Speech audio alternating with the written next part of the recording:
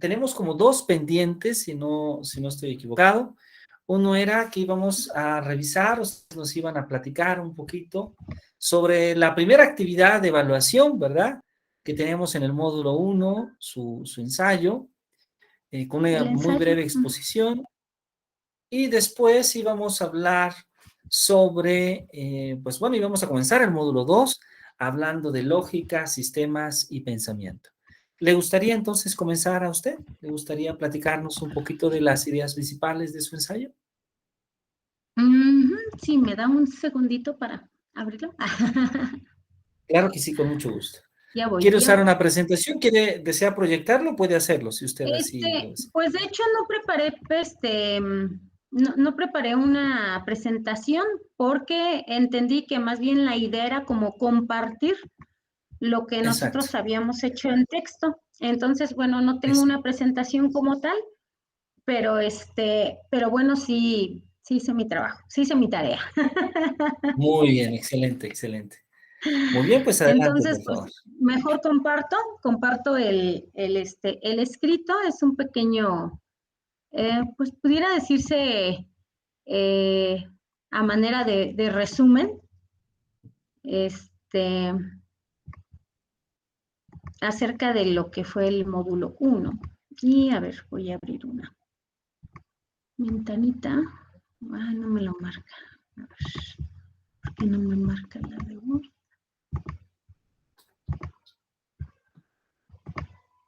Ahí está ya.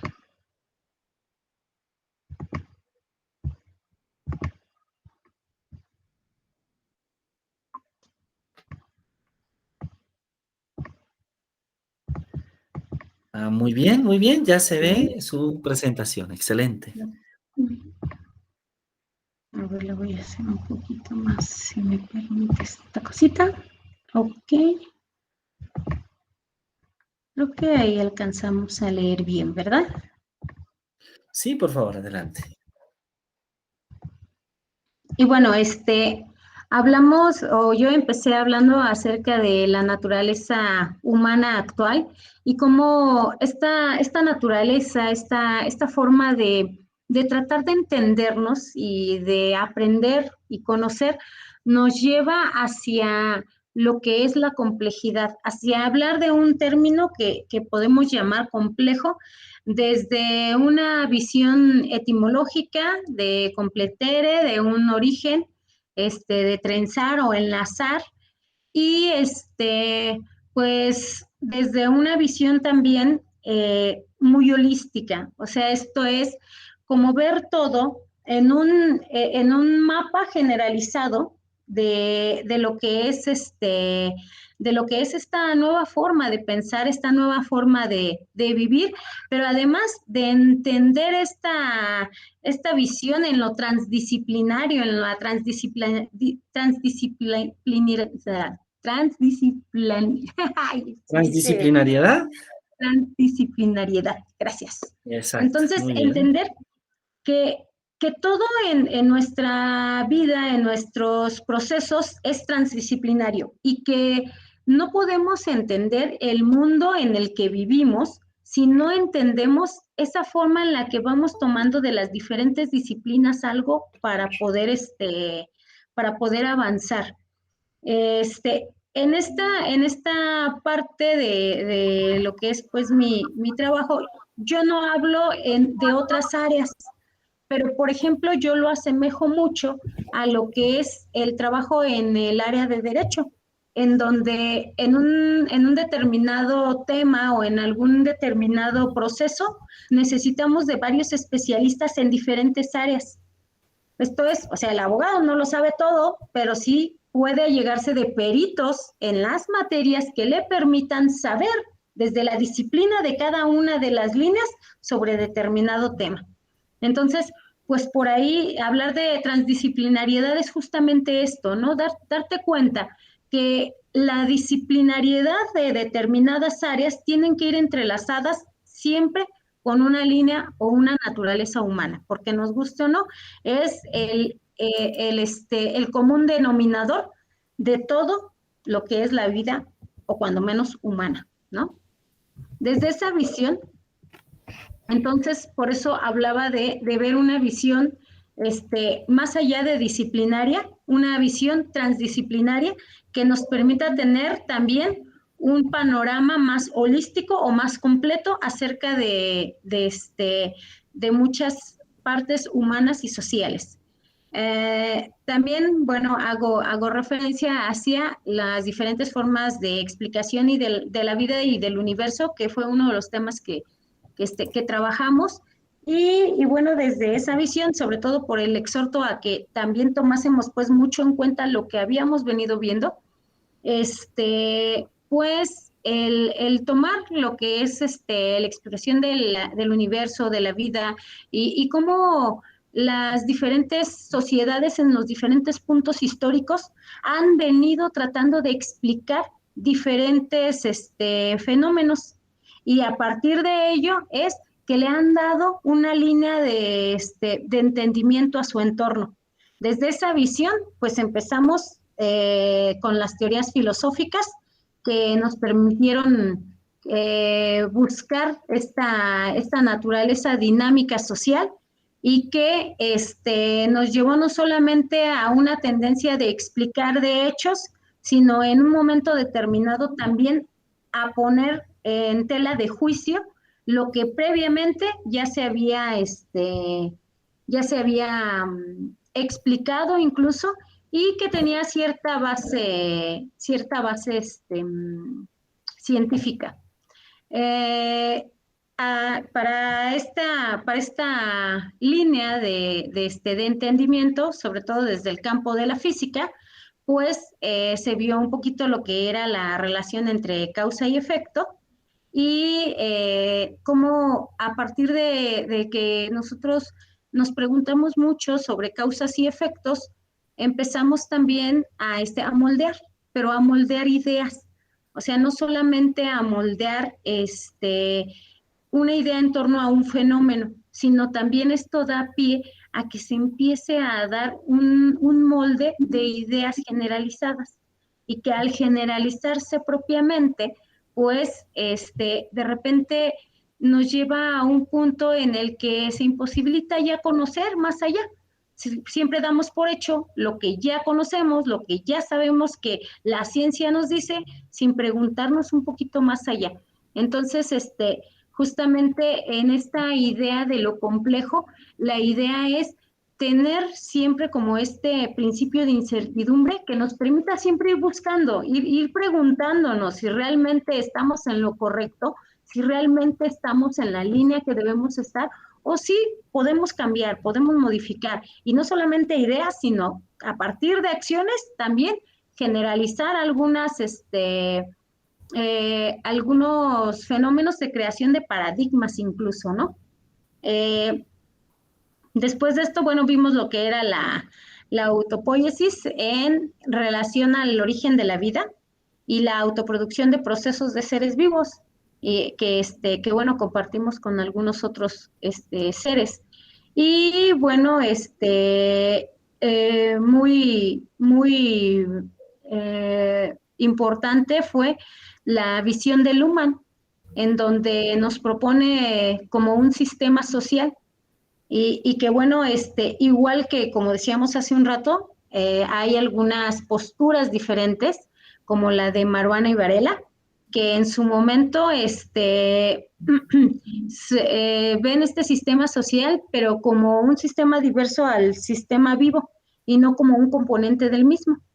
Entonces, pues ellos plantean más que al ser tan polifacética, pues también es más transdisciplinar, esto es, va más yo lo vería no como un salto entre disciplinas, pero sí como una fusión de las mismas. Me parece por eso muy relevante lo que hablábamos al inicio del concepto en lo que ve al entrelace de las ideas.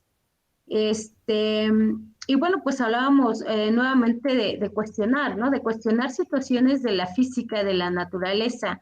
Y bueno, desde de esta teoría de sistemas, pues verlo no solamente como una suma de las partes, sino como algo más holístico. pero algo más holístico que también desde la visión de Smale y York, nos da como base la teoría del caos y que bueno, por tanto es importante un sistema adaptativo como el que maneja Holland para poder acoplarnos a este sistema de caos y para poder estar en una visión en la que nosotros podamos crear procesos de surgimiento, de adaptación, de organización. Y que bueno, la teoría de sistemas, por eso lo ve como una estructura de contenidos y no propiamente solo como una estructura o un sistema que funciona, ¿no?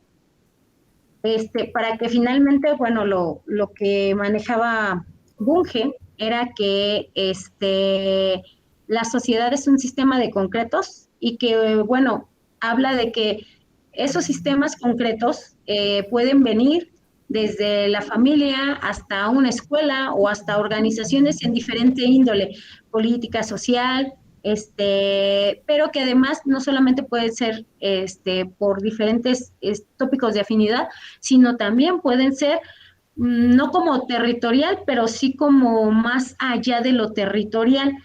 No quisiera usar el término globalizador, porque bueno, quizá el término globalizador como tal actualmente se vería como un espacio de represión, pero sí como una línea que va más allá de lo territorial o de la desterritorialización, más bien pudiera ser la palabra.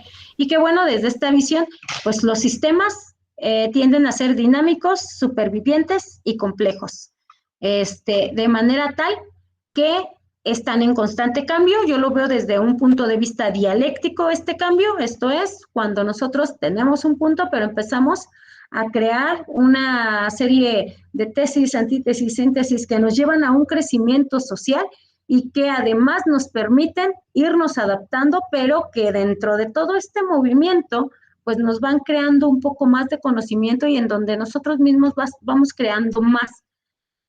Sin embargo, en todo este proceso del sistema, pues sigue siendo un icono llegar a un orden que de repente podemos ver como un desorden o que puede ser, o viceversa, ¿no? En el que estamos en un desorden y quizá lo vemos un tanto ordenado, pero todavía no le hallamos mucho la forma.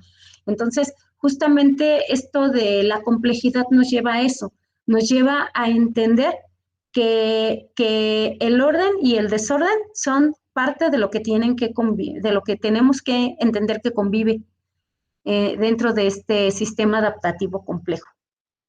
Y bueno, pues ahí me quedé yo. No sé si... Muchas gracias, maestra Yunuen. La felicito. Me ha gustado mucho su presentación. Creo que ha sido muy enriquecedora. Creo que engloba muy bien muchos de los puntos que estuvimos discutiendo. Ojalá que al final del diplomado nos dé oportunidad para ya en las discusiones más adelante poder inclusive ver nuestros propios puntos de vista sobre estas críticas. Por ejemplo, esto que comentaba usted, muy interesante, sobre la propuesta de Luhmann y sobre esta propuesta de Luhmann que debo decir, en cierta medida provocó una diferencia entre dos de los autores del concepto de autopoiesis, que es Humberto Maturana y que es Franco Varela. Crearon una propuesta, pero que tuvieron después diferencias porque Varela consideraba que esta manera en la cual se comporta y se desarrolla la sociedad no es como tal la manera en la cual se comporta y se desarrolla la naturaleza. Uh-huh.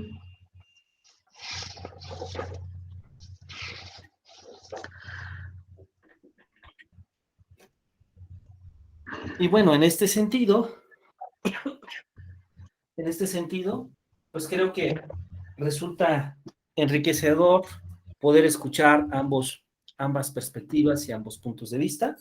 Ojalá que al final del diplomado nos dé oportunidad para poder tratar de argumentar y contraargumentar estas propuestas.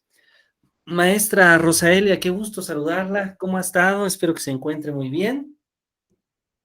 Y bueno, estamos haciendo Bien, este muchas primer gracias. ejercicio excelente de poder dialogar sobre el cierre del módulo 1, tratando de tomar este ejercicio que amablemente ustedes han hecho de elaborar un reporte, un ensayo breve sobre las principales ideas o sobre sus propias reflexiones. Entonces, no sé si le gustaría que le escucháramos a usted, con mucho gusto.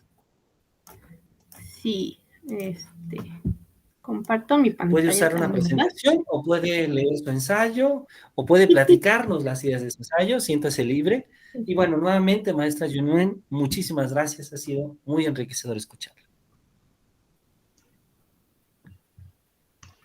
Fíjese que no solamente es enriquecedor de repente el leerlo, sino el análisis. De repente, yo voy a ser honesta, en mi trabajo, de repente me tenía que regresar mucho a la lectura, al tema propiamente de la lectura, porque de repente nos surgen muchas cosas en la cabeza, ¿no?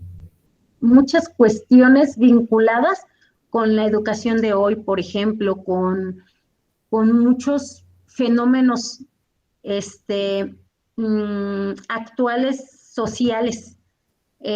Por ejemplo, yo hablaba pues hace ratito de territorialidad y de repente pues queramos o no, pues se me vino a la mente pues la regionalización y globalización, ¿no? O sea, hasta dónde regionalización, hasta dónde globalización y ventajas y desventajas de uno y de otros, los bloques políticos sociales, o sea, fueron como que fue un boom de ideas en las que de repente nos cuesta trabajo, bueno, no sé si a la maestra Rosalia le pasó, cuando menos a mí sí, me costó trabajo así de, no te malviajes y regrésate ahorita a lo que estamos viendo.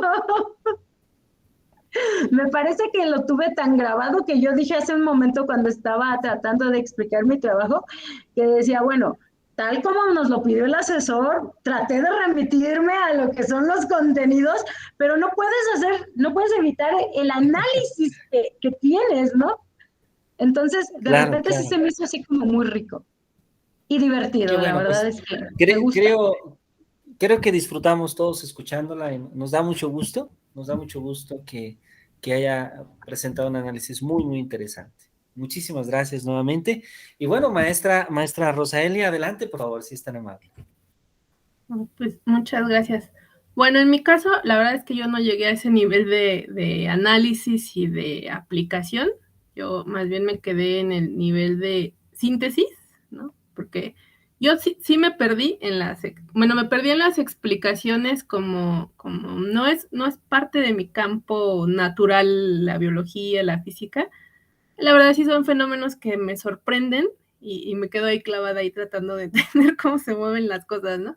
Entonces me quedé en eso, pero también, pues traté de identificar como los puntos clave que posteriormente seguramente me van a ayudar a justamente aplicar ya estas ideas pues ya en el ámbito educativo o en otros ámbitos, ¿no? Como para buscar otras aplicaciones. Entonces yo sí me quedé en un nivel de síntesis realmente.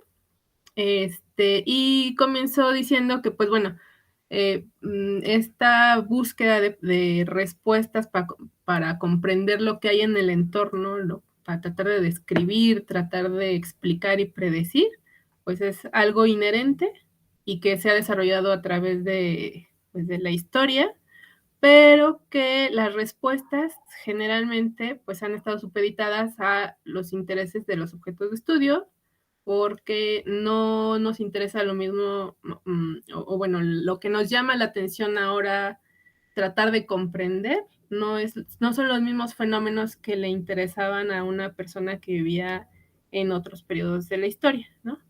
Ni en la naturaleza, ni en lo social, y esto, pues bueno, también se debe a los propios procesos históricos y a lo que ahora conocemos, ¿no? Obviamente no vamos a empezar de cero, aprovechamos lo que ya está, más lo que acontece, y eso pues también nos va moldeando esas preguntas que vamos haciendo para tratar de de encontrar respuestas científicas, ¿no? Bueno, a los objetos de estudio, a las herramientas de trabajo, que también lo revisamos en alguna sesión, ¿no?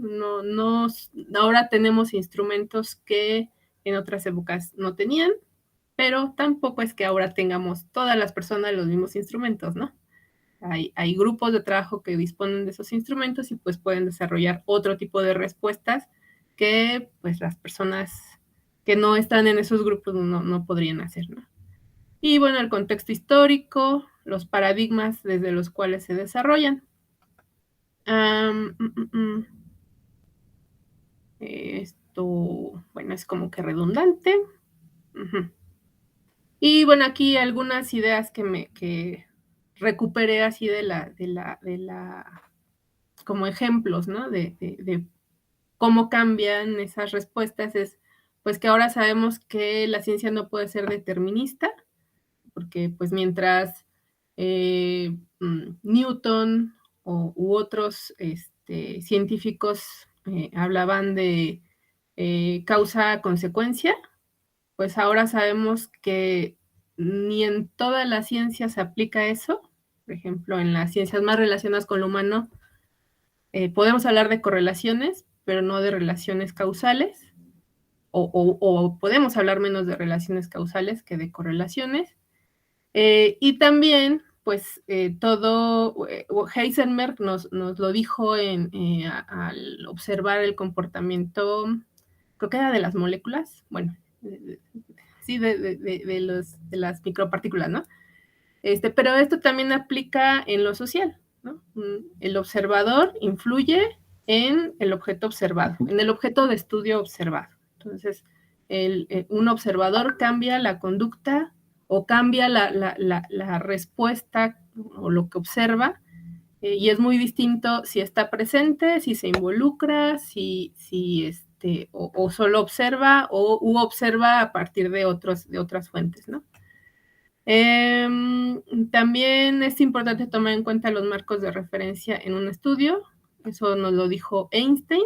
Bueno, él lo hablaba en términos o lo planteaba en términos físicos, pero también es una idea que aplica a cualquier entorno, ¿no? A cualquier entorno de estudio de lo humano, ¿no? Que en algunos contextos, bueno, aplica para la física, pero también para otras cosas, ¿no? En algunos contextos, la física clásica ofrece respuestas y el método para explorar determinados fenómenos, como la física, no sé, observar el movimiento en un sistema determinado y controlado, pero en otros fenómenos eso queda limitado y entonces hay que echar mano de otras explicaciones, y también considerar que hay explicaciones que todavía no están hechas y que están generándose, ¿no? Nuevas teorías que todavía están ahí poniéndose a prueba o que van a llegar posteriormente. Y bueno, después hice identifiqué como los puntos relevantes, bueno, no relevantes, como los puntos que vi de manera más frecuente en diferentes materiales acerca de la complejidad. Entonces, en general, para lo que identifiqué sobre en los diferentes materiales es que se habla de sistemas complejos y que esos sistemas complejos pues suelen ser dinámicos y sensibles a variaciones. Esto implica tanto introducir una variable como introducir un elemento. Espérame, hijo, ahorita voy. No, no me sirve. No, vete de aquí. Perdón. Bueno, los sistemas complejos son sensibles a variaciones y esto implica que un pequeño cambio en el entorno o introducir un nuevo elemento va a generar grandes cambios, ¿no? Hay un horizonte de predicción. Esto se retoma de los sistemas caóticos y nos dice que, pues, me parece que tanto en la física como en la biología está presente este principio u horizonte que nos dice que todo sistema caótico pues tiene una memoria a corto plazo y se replica, pero el cambio a largo plazo va a ser distinto, ¿no? El cambio a corto plazo puede ser predecible, pero a largo plazo no necesariamente. Y por lo tanto, ese horizonte de predicción es el lapso en el que nosotros vamos a poder decir, esto se va a comportar, este sistema se va a comportar de esta manera, pero va a llegar a un punto en el que vamos a perder de vista cómo se va a comportar posteriormente, porque esas variables de esa sensibilidad al entorno, pues va a hacer que nosotros perdamos de vista más información. También la idea de que el caos surge del orden y el orden del caos. Y esto, bueno, esto lo identifiqué tanto en el estudio de física, pero me parece que tiene relación con la entropía, que también se refiere a este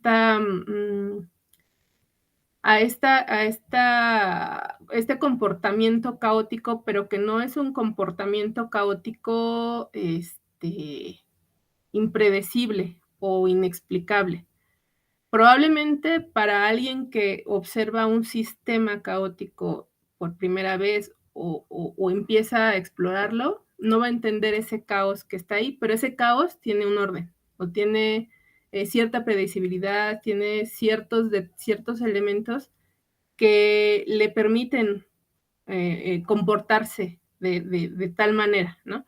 No es un caos descontrolado ni un caos azaroso, es un caos dentro de ciertos parámetros. Luego, bueno, aquí hablaba de estadística y aquí me pareció importante, bueno, me pareció interesante comparar que en algún momento, bueno, en algunos fenómenos la estadística permite o es una herramienta para ayudar a entender, a comprender, a describir e incluso predecir el comportamiento de un sistema complejo. Pero en otros momentos el sistema complejo puede resultar tan difícil de estudiar que la estadística queda también limitada. Y,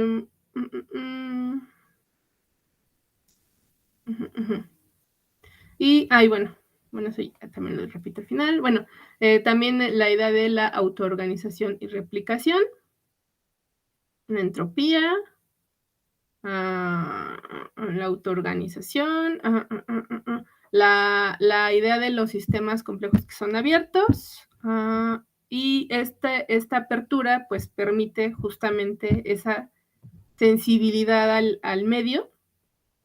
Y también nos hablaban de que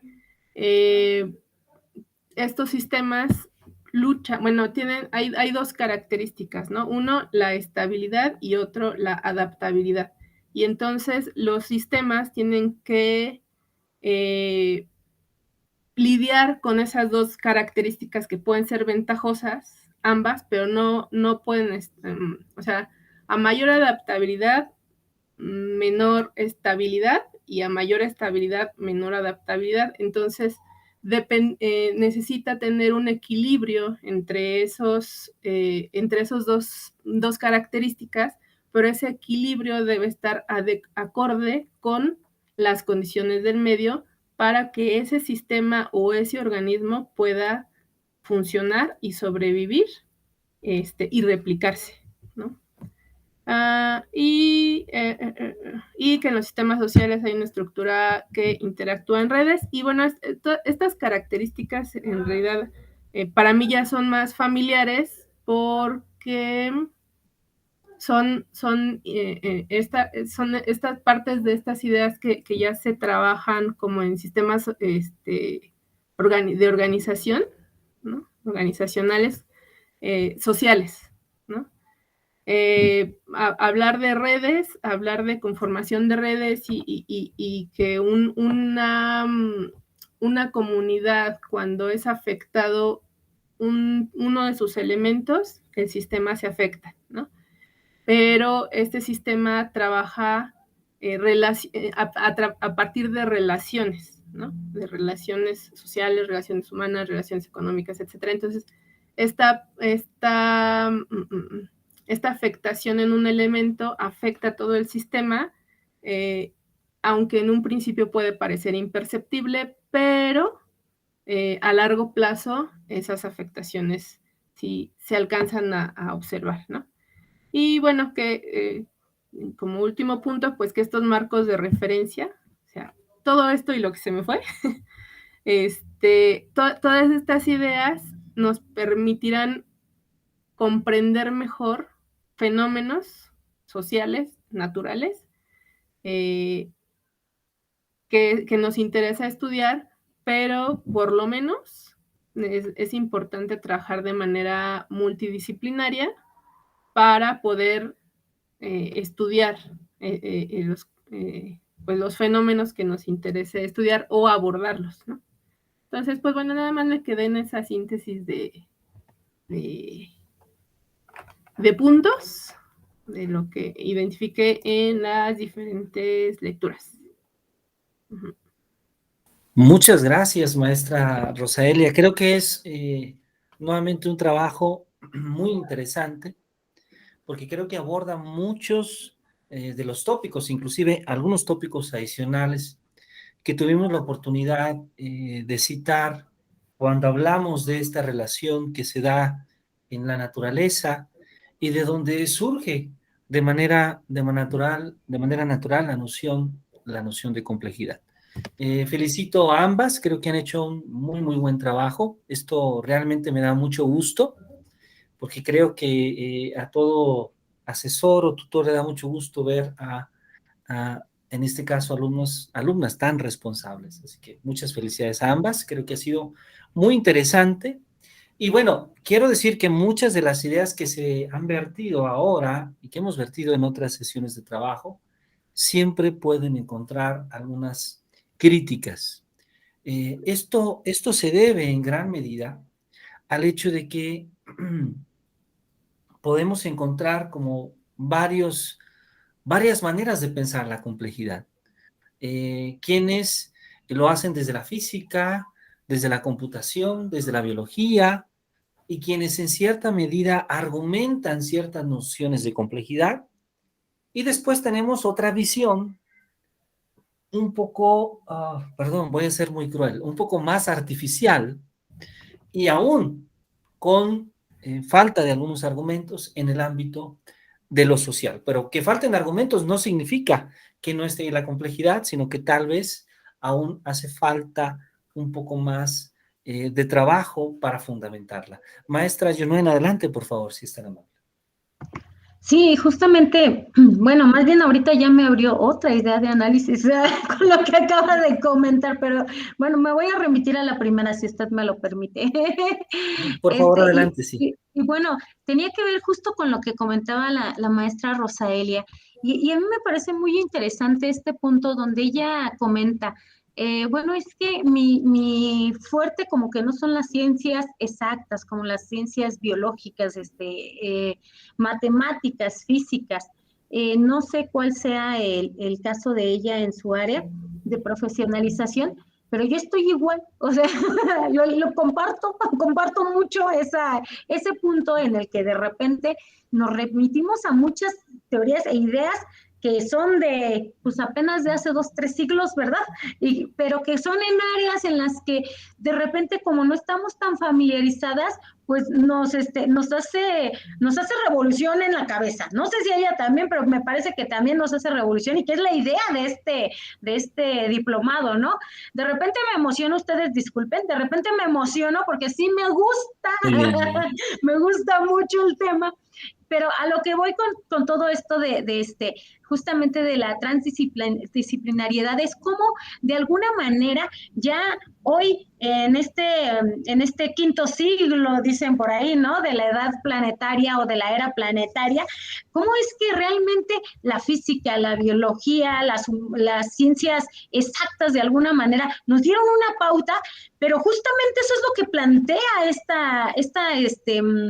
esta idea de lo complejo, ¿no?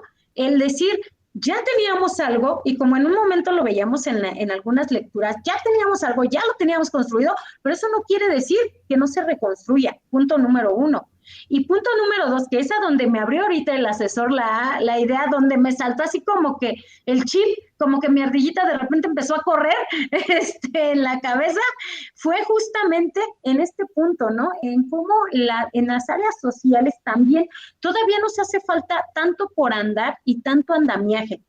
Lo comento porque, bueno, sí, efectivamente iniciamos de ciencias exactas y todo lo que tiene que ver con pensamientos desde diferentes eras antiguas hasta la actualidad, pues sigue siendo icono y base de mucho, pero cómo también lo social ha ido caminando y cómo nos ha forzado a cambiar ideas, a cambiar paradigmas, a cambiar formas de vivir incluso, ¿no?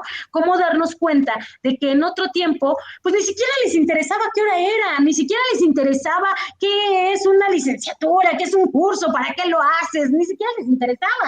Y cómo hoy para nosotros resulta tan importante, tan interesante, y cómo aprender sobre otras áreas nos puede ayudar en el área en la que nos desempeñamos para poder entender todo este pensamiento tan complejo, tan lleno de tantas cosas en donde de repente podemos tener esta nube de complejidad y en la que nos podemos ir a incluso ensayo-error o incluso a lo que es la ceguera, ¿no? Algo así como la ceguera de determinadas ideas y no entender propiamente lo que aún estamos construyendo en nuestra cabeza. Entonces, me resulta como muy, muy padre el verlo desde esta visión y les voy a contar algo también. Generalmente cuando tenemos estas sesiones, nunca me alcanza el tiempo para todo lo que pienso. Siempre me quedo pensando. Se acaba nuestra sesión y yo me quedo, ¿cómo les diré? Como los memes de Facebook, así de pensando y pensando y pensando y de repente como la maestra llega alguien y te pregunta y tú estás así de, ¿qué? O sea, estás pensando en mil cosas menos en lo que te están preguntando de repente y yo creo que finalmente es lo que buscamos en este pensamiento complejo, darnos cuenta de la trascendencia de todo lo que nosotros estamos diciendo y hablando, ¿no?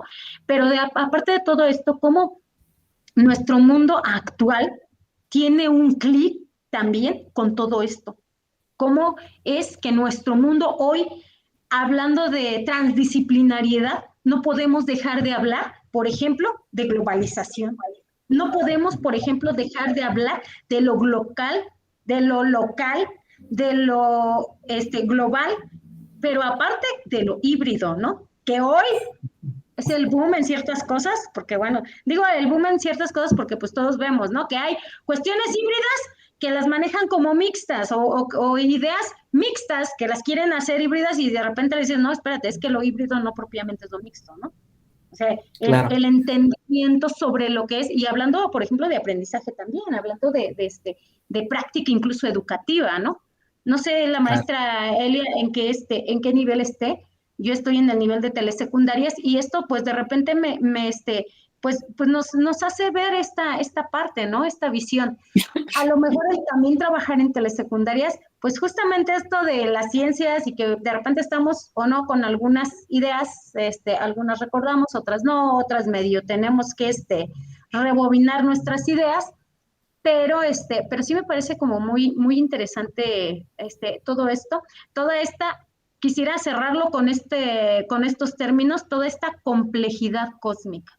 Esta complejidad de estructuras mentales, institucionales, políticas, sociales, que resultan ser tan complejas. Con eso cierro. Muchísimas gracias, maestra Yonuen. Qué interesante esta conversación y me gusta mucho esa pasión, esa emoción que hay al hablar de complejidad, es muy interesante. El día de ayer tuve un gran privilegio, a pesar de que aún tenía un poco de tos. Hay un congreso internacional que llamamos el Congreso Internacional de Lógica, y justamente di una conferencia en este congreso, una conferencia virtual, sobre educación y complejidad, y hablábamos de un término que usted utilizó hace un momento, que es esta idea a la que Morán refiere con la ceguera intelectual. Esta idea de decir, bueno, el conocimiento se ha dividido, se ha segmentado, quienes estudian la naturaleza, quienes estudian la sociedad, quienes estudian el pensamiento, en el cosmos, por ejemplo. Pero todos creen que tienen la verdad. Quien hace biología asume que tiene la verdad. Quien hace sociología cree que tiene la verdad.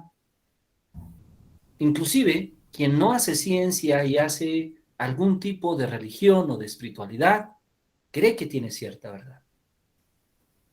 Y bueno, la reflexión que hace Morán es que en realidad la verdad no está ni aquí, ni allá, ni acá. La verdad es algo mucho más complejo de definir. No sabemos tal vez dónde está y no sabemos siquiera si es alcanzable, porque lo que nosotros vemos habitualmente es solamente una parte de la realidad. Y lo que ocurre es que vemos esa parte del fenómeno, vemos esa parte de la realidad y creemos que es el fenómeno completo, creemos que es la realidad completa. Por ejemplo, simplemente cuando dos personas dialogan, a veces la manera de pensar genera diferencias, porque esa expresión, ese lenguaje, esa frase que dice una con respecto a la otra, en su realidad, en su mundo, puede representar algo diferente. La transdisciplinariedad, bueno, antes de la transdisciplinariedad, la interdisciplinariedad, es tratar de generar este diálogo entre los diferentes campos del conocimiento para tratar de describir esa realidad. Y la transdisciplinariedad es ese contraste entre esa conectividad entre los diferentes campos de conocimiento y finalmente la realidad existente. Ahora, lo interesante es que la complejidad no nos va a decir, al menos la teoría del pensamiento complejo, no está interesada en decirnos cuál es la realidad. Tampoco está interesada en darnos propiamente un método. Y debo aclararlo, porque luego hay muchos textos que inmediatamente dicen el método. Y bueno, sí hay una serie de libros que escribió Edgar Morin que se llaman El Método. Sin embargo, el propio Morin cuando lo escribe, nos habla de que no busca un método, busca más bien una reflexión. Y eso es importante. Y finalmente, desde un punto de vista ahora crítico, cuando la gente, cuando los investigadores de los diferentes campos conceptuales empiezan a revisar el trabajo de Morin, pues muchas veces lo que descubrimos es que el trabajo de Morin también tiene defectos, también tiene errores. No justifico estos errores. Morin no es el único que ha tratado de crear una teoría de la complejidad. Lo ha hecho Bernard Lonergan, quien también lo vamos a citar en el diplomado. Lo ha hecho Humberto Maturana, quien también lo vamos a citar en el diplomado, y que muy posiblemente este último, Humberto Maturana, me atrevo un poco a decir que tal vez es el que ha alcanzado una mayor plenitud sobre estos tres autores. Aunque el más popular es Edgar Morin. Sí, sin lugar a dudas, Edgar Morin es el más popular. Sin embargo, cuando revisas la obra, sí puedes encontrar errores e inconsistencias en el propio pensamiento. Y saben, en gran medida esto se debe a que finalmente el proceso formativo que tiene que tener una persona para trabajar en complejidad es muy amplio. Entonces, hablar de psicología, hablar de pedagogía, hablar de computación, hablar de física, hablar de biología, hablar de otros campos del conocimiento, tratar de establecer un diálogo entre unos y otros, desde luego que no es una tarea fácil. Y entonces es natural que cuando revisamos el trabajo de Morin, pues alguien dice, en efecto, parece ser que Morin no entendió exactamente el principio de incertidumbre de Heisenberg, o parece ser que interpretó mal el teorema de incompletud de Gödel, o parece ser esto o esto. ¿Sí? No es tan simple. Y cuando leemos a Lonergan, decimos, es que Lonergan nos habla de un grupo, pero esa noción de grupo en matemáticas a la que Lonergan se refiere no tiene nada que ver con la noción de grupo que él define. En consecuencia, es muy posible, o bien que estaba utilizando el mismo término para hablar de dos cosas diferentes, o bien que no había entendido qué era la noción de grupo en matemáticas, ¿no? Entonces, este tipo de observaciones las vamos a encontrar. De hecho, hay autores que se han dedicado exclusivamente a encontrar estos errores en los autores previos, en los autores más populares, ¿no? Esto hace, desde luego, nos hace ver que, desde luego, la teoría no está completa y eso es bueno porque nos puede dar trabajo a todos, nos da oportunidad de seguir dialogando sobre estos temas, pero también nos hace ver pues la dificultad que representa el poder estudiar la complejidad desde diversas perspectivas. Y bueno, si me permiten entonces, ahora voy a utilizar una presentación, aprovechando estos minutos que nos restan, para al menos ir ya diciendo hacia dónde va el siguiente módulo. ¿Les parece bien? Sí. Muy bien, entonces vamos a utilizar presentación, porque este módulo que sigue es un módulo que va a incluir, nuestro primer módulo fue tratar de dar una perspectiva, digamos, desde la naturaleza, cómo surge la complejidad. Pero resulta que la complejidad no solamente surge desde ahí. Voy a agradecer mucho si se puede, si me pueden confirmar si ya se observa este depósito. No, aún no. Ah, ya está abriendo. Aún no se observa. Ya, Ya. perfecto.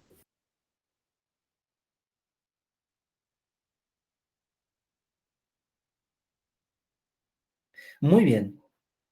¿Qué tenemos ahora? Pues bueno, ahora tenemos esta otra manera de abordar, esta otra manera de ver, de hablar, desde también de la complejidad, pero ya no desde la naturaleza, sino ahora desde la lógica. Vamos a hablar de la lógica, desde la teoría de los sistemas o de sistemas y del propio pensamiento, de cómo se construye el pensamiento. Vamos a tratar de establecer un diálogo sobre sobre estos tres campos de estudio y, y tal vez podamos comenzar con un poquito de historia. Tal vez podamos comenzar hablando sobre la necesidad de demostrar. Miren qué interesante esta parte, porque en el pensamiento antiguo, desde el pensamiento antiguo, de hecho, la referencia que tenemos es que desde el siglo VII antes de Cristo, surge la necesidad de la demostración. Y surge la necesidad de la demostración como un medio de prueba, como un medio de verificación, como un medio de argumentación, como un medio también de comunicación, de comunicar el conocimiento. Y va a surgir en las matemáticas y va a surgir en uno de los campos más antiguos de todos los tiempos, que es la geometría. Y ahí va a aparecer ¿quién? Tales de Mileto. De hecho, esta es la imagen, bueno, una pintura de Tales de Mileto. Tales de Mileto, muy conocido, ¿se acuerdan? Desde la secundaria, por un teorema geométrico sobre ciertas propiedades de triángulos, pero también Tales de Mileto conocido por ser uno de los primeros filósofos que trataron de explicar de qué estaban hechas las cosas. Tales de Mileto se hace este cuestionamiento y da la evidencia de que es necesario que aquello que se llama conocimiento en geometría se demuestre. Y un uso muy semejante, un poco después, lo va a tener también Anaximandro de Mileto y y el propio Pitágoras de Samos. Ahora, podríamos decir que hay otras personas que también tienen una contribución en esta discusión sobre la demostración, pero ellos se van a interesar por teoremas muy específicos, por una parte en la filosofía, pero por otra parte también en la matemática. Con ello me estoy refiriendo a Heráclito de Éfeso,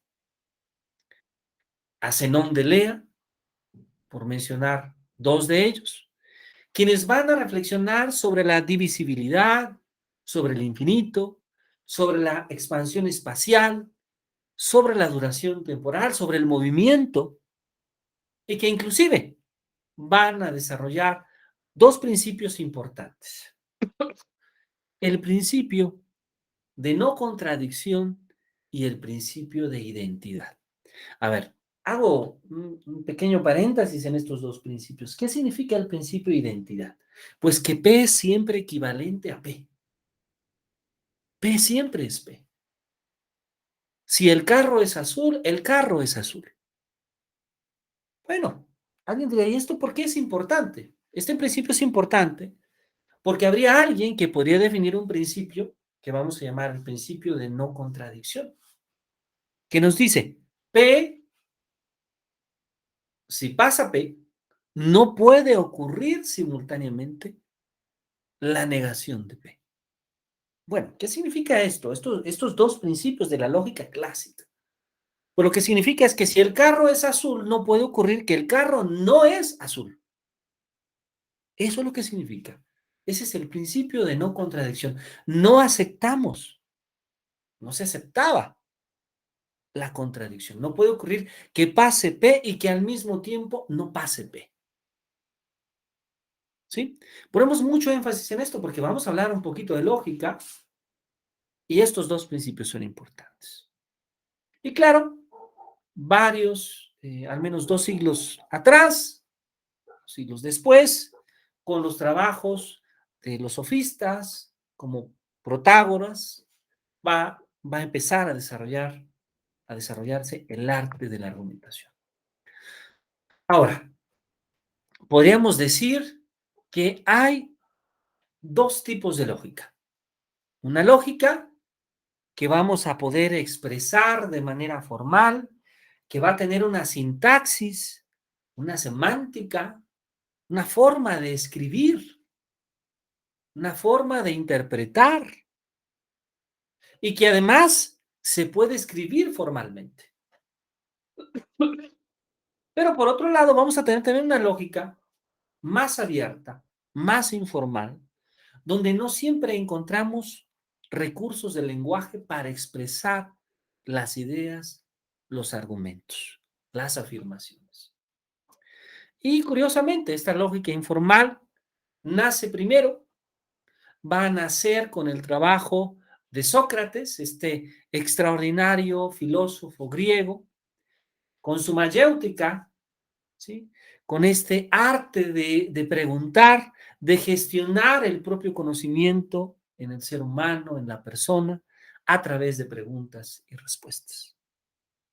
También va a surgir el principio de razón suficiente con los trabajos de Demócrito, hasta inclusive otros métodos como la dialéctica de Platón y el método de observación de Hipócrates de Cos.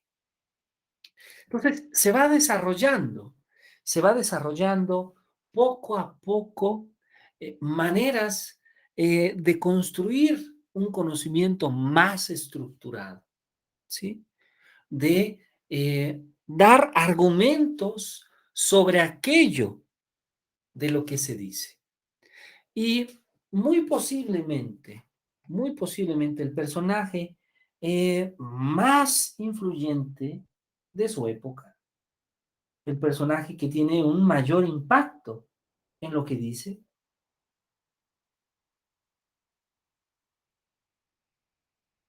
va a ser, perdón, va a ser Aristóteles.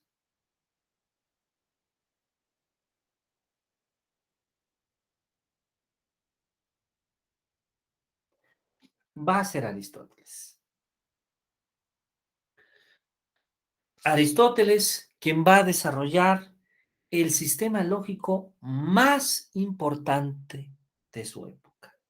Aristóteles, recordemos, alumno de Platón, Platón, desde luego, también alumno eh, de Sócrates, alumno de Sócrates. Y este trabajo de Aristóteles va a ser fundamental porque él va a tratar los conceptos, las categorías, las definiciones, la clasificación, la teoría del juicio, la teoría de la argumentación y va a construir lo que hoy en día llamamos la lógica clásica. Con Aristóteles en cierta medida nace la lógica, no como la conocemos ahora, pero sí nace este campo de conocimiento que después muchos otros autores que vamos a revisar han podido explorar. El trabajo de Aristóteles es realmente extraordinario, porque Aristóteles trata de construir una teoría que nos permite verificar, que nos permite derivar, que nos permite construir pensamientos y argumentos correctos. Y eh, esa es muy posiblemente la principal contribución que nos da Aristóteles a este campo de la lógica. ¿Qué es lo que vamos a ver más adelante?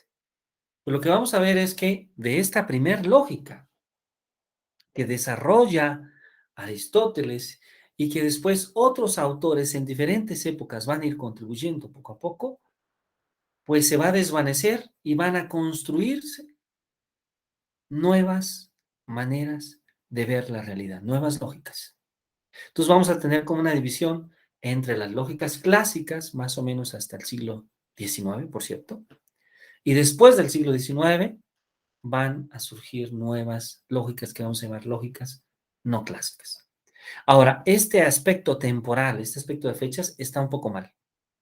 Porque debo decirles que sí, el mismo Aristóteles, el padre de la lógica clásica, también hizo posiblemente la primera lógica no clásica. Entonces, no nos vayamos exactamente en este caso por las fechas, sino que nos vamos a ir más bien por ciertas propiedades, por ciertos principios.